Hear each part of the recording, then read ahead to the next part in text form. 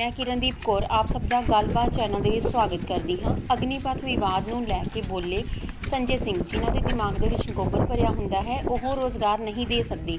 ਨੌਜਵਾਨਾਂ ਦੇ ਵੱਲੋਂ ਕਈ ਸੂਬਿਆਂ ਦੇ ਵਿੱਚ ਸਾੜੀਆਂ ਗਈਆਂ ਟ੍ਰੇਨਾਂ।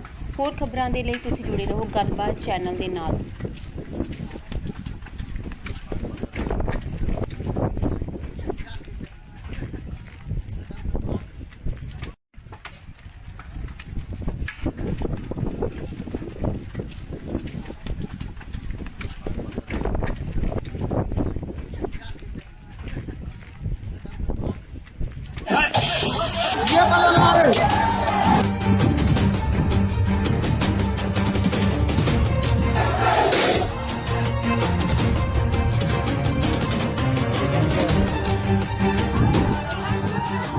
नरेंद्र मोदी जी के बहुत सारे जुमले आपने सुने होंगे।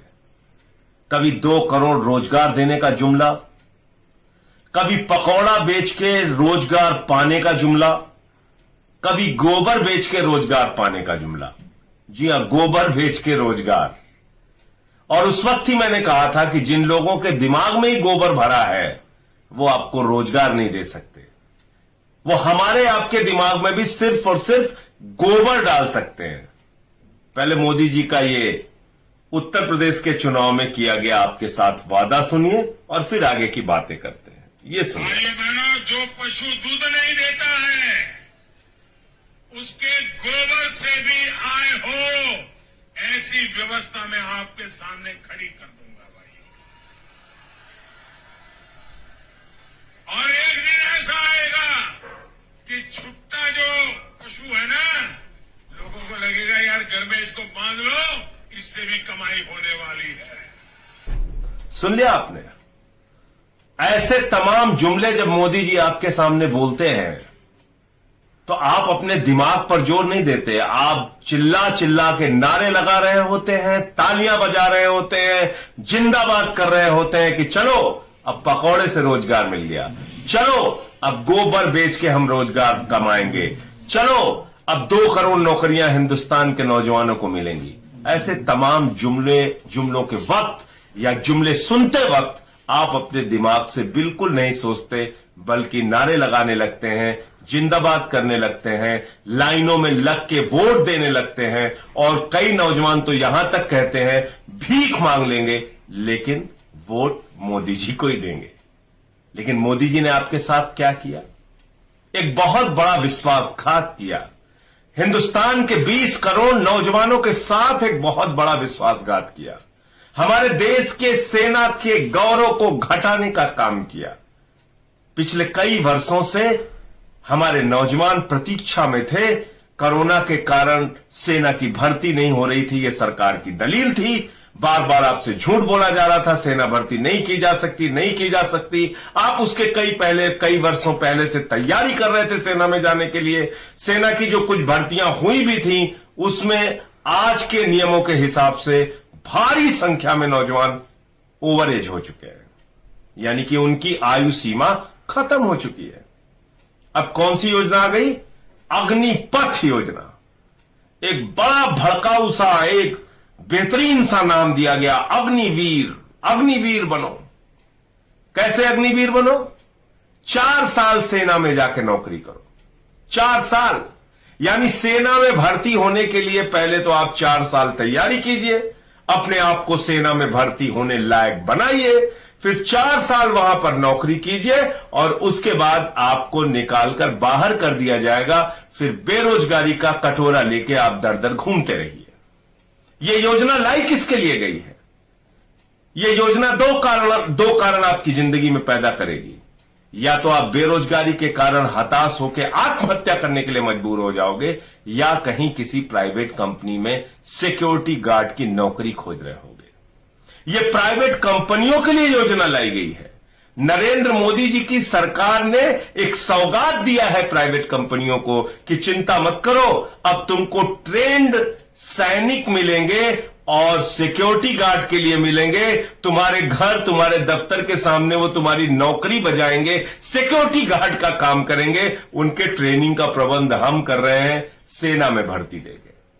अब सिक्योरिटी गार्ड के लिए प्राइवेट कंपनियों को ट्रेंड सैनिक खोजने की जरूरत नहीं पड़ेगी। 4 साल की ट्रेनिंग मोदी जी दे रहे हैं उनके लिए। और आज पूरे देश के अंदर नौजवानों में आक्रोश देखने को मिल रहा है। जगह जगह आंदोलन हो रहा है, जगह जगह नौजवान सड़कों पर उतरा हुआ है।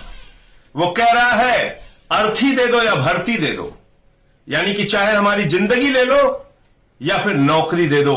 17 साल की सेना की भर्ती, 17 साल वाली नौकरी, जिसके लिए पिछले दिनों कई नौजवानों ने अपने बूढ़े मां बाप को चिट्ठी लिख के पेड़ पर फंदा डाल के फांसी लगा ली और ये दुनिया छोड़ के चले गए और कहा कि बापू अगले जन्म में आएंगे तो हम सेना की नौकरी करेंगे।